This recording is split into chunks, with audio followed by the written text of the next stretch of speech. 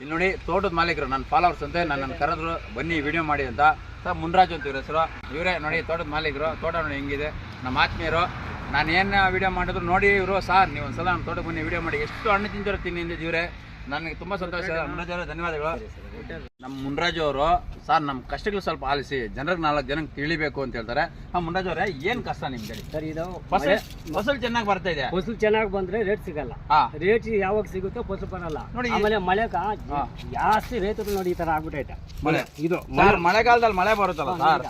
ಮಳೆಗಾಲದಲ್ಲಿ ಮಳೆ ಬರುತ್ತೆ ಸರ್ ಆಯ್ತಾ ಫುಲ್ ರೇ ಆಗ್ತೈತೆ ಫುಲ್ ರೇ ಆಗ್ತೈತೆ ನಾವ್ ಹೆಂಗೆ ರೈತರು ಬದುಕೋದು ಹೆಂಗೆ ನಾವು ಡ್ರೈ ಆಗ್ತದೆ ಮಳೆ ಬಂದ ಕಾರಣ ಬನ್ನಿ ಬನ್ನಿ ತೋರ್ಸ ಏನ್ ಬೆಳೆದಿದ್ದು ನೋಡಿ ಸ್ನೇಹಿತರೆ ರೋಗ ಬರ್ತಾ ಇದೆ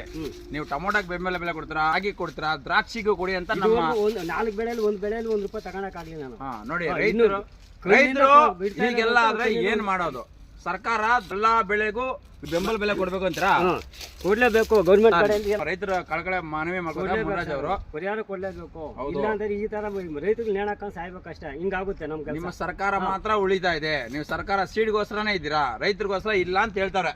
ಖಂಡಿತ ಸರಿ ಯಾವ ಸಿದ್ದರಾಮಯ್ಯ ಬಂದ್ರು ಅಷ್ಟೇ ಡಿ ಕೆ ಶಿವಕುಮಾರ್ ಯಾರು ಬಂದ್ರು ಅಷ್ಟೇ ಸರಿನಾ ಯಾವ ಸರ್ಕಾರ ಬಂದ್ರು ನಮ್ಗೆ ಇರ್ಬೇಕಾಗಿಲ್ಲ ನಮ್ಗೆ ಪರಿಹಾರ ಕೊಡ್ಲಿ ಇಲ್ಲ ಅಂತ ರೈತರು ಹಿಂಗೆ ಸಾಯ್ಬೇಕಷ್ಟೇ ಹೌದಾ ಎಲ್ಲ ರೈತರು ಹಿಂಗೆ ಸಾಯ್ಬೇಕು ನಾವು ಕೂಡ ಇದೇ ಕೇಳೋದು ರೈತರಿಂದನೇ ನಮ್ಮ ದೇಶ ಉಳಿತಾ ಇರೋದು ರೈತರಿಂದನೇ ಎಲ್ಲ ದೇಶಕ್ಕೆ ಸೈನಿಕರೆಷ್ಟು ಮುಖ್ಯನೋ ರೈತರು ಅದರ 10 ಪಟ್ಟು ಮುಖ್ಯ ಹಂಗ ನಾನು ಹೇಳಕ್ ಇಷ್ಟಪಡ್ತೀನಿ ದಯವಿಟ್ಟು ಸರ್ಕಾರ ಮಾತ್ರ ಗಮನ ಹರಿಸಬೇಕು ಈ ಸಲ ಹಾಕಿರೋ ಬಂಡವಾಳ ಕೂಡ ₹1 ತಗೊಳಕ್ ಆಗ್ಲಿಲ್ಲ ನಾವು ₹1 ನೋಡಿ ಈಗ ನೋಡಿ ಹಿಂಗ ಆಗ್ಬಿಟ್ರೆ ನಾವೇನ್ ಸರ್ ಮಾಡೋದು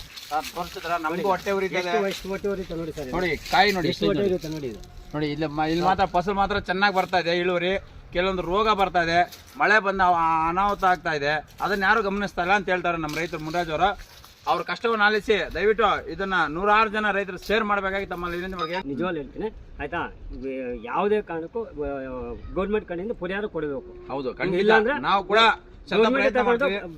ಅದೇನ್ ಬೆಂಬಲ ಐತೆ ಅದು ಕೊಡಬೇಕು ಹೌದಾ ಗೌರ್ಮೆಂಟ್ಗೆ ಕೊಡ್ತೀರಿ ನೀವು ಗೌರ್ಮೆಂಟ್ಗೆ ತಗೊಳ್ಬೇಕಾದ್ರೆ ಅದೇನೈತೆ ಅದು ಫಿಕ್ಸ್ ಮಾಡ್ಬೋದು ರೇಟ್ ಇಷ್ಟ ಅಂತ ಹೇಳ್ಬಿಟ್ಟು ಓಕೆ ಸರ್ ಇದು ಬಿಟ್ಟು ನೋಡಿ ಈ ತರ ಯಾವಾಗ ₹1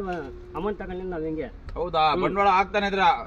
ಲಾಭ ಅನ್ನೋ ನಿರೀಕ್ಷೆನೇ ಇಲ್ಲ ₹1 ನಿರೀಕ್ಷೆನೇ ಇಲ್ಲ ಸುಮ್ಮನೆ ಲಕ್ಷಾಂತರ ರೂಪಾಯಿ ದುಡಿತಾ ಇದ್ರ ₹1 ಇಲ್ಲ ಇದುವರೆಗೂ ₹1 ಇಲ್ಲ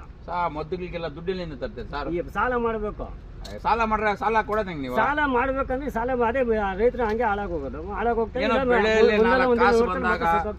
ಒಂದು ಅವರು ಸಾಲ ತೀರಿಸಿ ನಾವು ಹೆಂಡತಿ ಮಕ್ಕಳು ಸಂಸಾರನ ಸಾಗಿಸ್ಬೇಕನ್ನೋ ತುಂಬಾ ಹಂಬಲಿಂದ ಅದೇ ನೋಡಿ 4 ಬೆಳೆಯಲ್ಲಿ ₹1 ತಗೊಂಡ್ರೆ ₹1 ನಿರೀಕ್ಷೆ ಮಾಡಲಿಲ್ಲ ಬೇರೆಯವರಾದ್ರೆ ಕೆಲವರು ನೇಣಾಕೋ ಬಿಡ್ತಾರೆ ರೈತರು ಪಾಪ